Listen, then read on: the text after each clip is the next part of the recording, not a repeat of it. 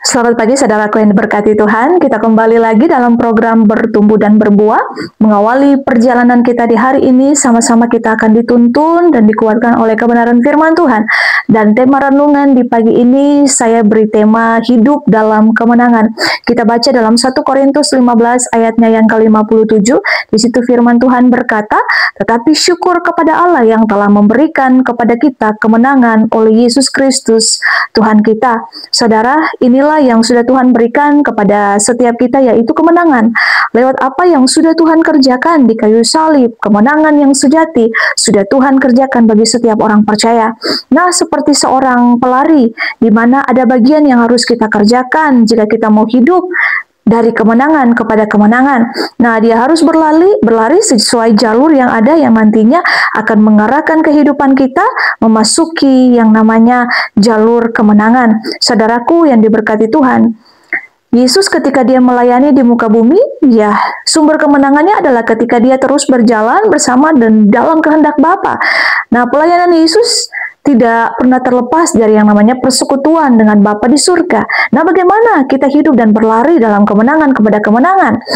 Yang pertama, saudara, poin yang pertama, hidup dengan tidak bercela. Dalam Mazmur pasalnya yang ke-84 ayatnya yang ke-12, firman berkata bahwa sebab Tuhan adalah matahari dan perisai, kasih dan kemurahan ia berikan, ia tidak menahan kebaikan dari orang yang hidup tidak bercela. Nah, dalam terjemahan KJV, kalimat hidup tidak bercela dituliskan dengan walk uprightly, yaitu berjalan dengan tidak bercela. Uprightly ini memiliki arti yaitu integritas, kebenaran yang seutuhnya. Untuk apa? Membuat utuh, dengan kata lain berjalan dengan tidak bercela. Nah, seutuhnya ini menggambarkan ini sesuatu yang komplit. Dengan kata lain, berjalan dengan tidak bercela adalah sikap di mana kita hidup dengan integritas dan dalam kebenaran yang seutuhnya. Dalam Yesaya pasalnya yang ke-29 ayat yang ke-13, di situ firman Tuhan berkata, "Oleh karena bangsa ini datang mendekat dengan mulutnya dan memuliakan aku dengan bibirnya, padahal hatinya menjauh daripadaku dan ibadahnya kepadaku hanyalah perintah manusia yang dihafalkan." Nah, saudara, mari kita waspada dengan kebenaran yang setengah-setengah, yang seperti ibadah atau perbuatan baik dilakukan hanya sebagai kewajiban karena kewajiban. Nah, Tuhan merindukan setiap kita untuk hidup dalam kebenaran dan seutuhnya, yang segenap hati kita beribadah dengan sungguh-sungguh, saudara.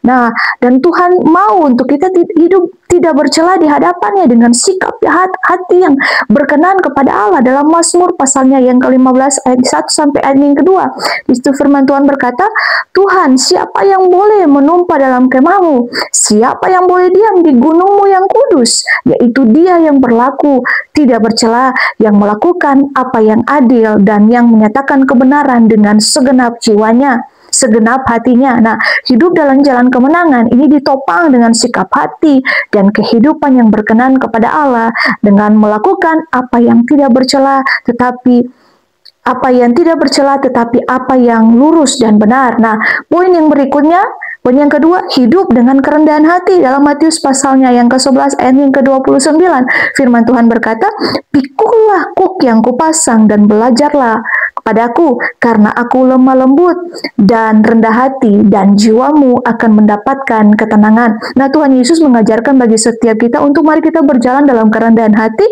karena dalam kerendahan hati kita akan memiliki sikap hati yang semakin sadar dan akan keberadaan kita di hadapan Tuhan, dan sikap hati yang terus menyadari kebutuhan kita akan pertolongan Tuhan. Dalam Mika pasalnya yang ke-6 ayat yang ke-8, di situ firman Tuhan berkata, "Hai manusia, telah diberitahukan kepadamu apa yang baik dan apa yang dituntut Tuhan daripadamu, selain berlaku adil, mencintai kesetiaan dan hidup dengan rendah hati di hadapan Allahmu."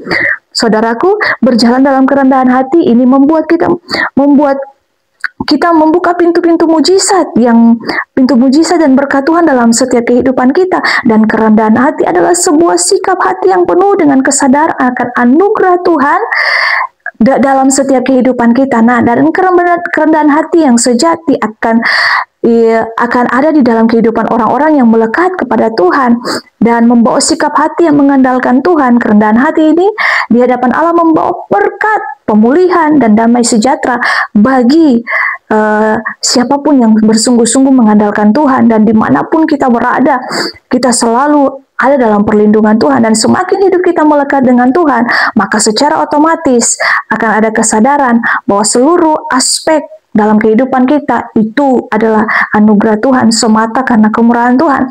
Jika semakin kita berhasil dan menghasilkan kebanggaan diri sendiri, sebenarnya semuanya dilakukan dengan kekuatan diri tanpa melibatkan anugerah Tuhan dan kekuatan daripada Tuhan. Dan jika kita ingin menjalani hidup dalam kemenangan, saudara, mari kita tinggal di dalam Tuhan dan jangan kita hidup dengan kesombongan. Nah, kunci untuk kita hidup dalam kemenangan adalah kita melekat dengan Kristus, kita bergaul karib dengan Tuhan, hidup dengan tidak bercelah dan menjalannya dengan kerendahan hati. Saudaraku, biarlah perenungan firman Tuhan ini menjadi berkat bagi setiap kita. Mari kita hidup dalam kemenangan, kita hidup dalam jalan-jalannya Tuhan, sehingga langkah-langkah kita selalu dituntun oleh Tuhan.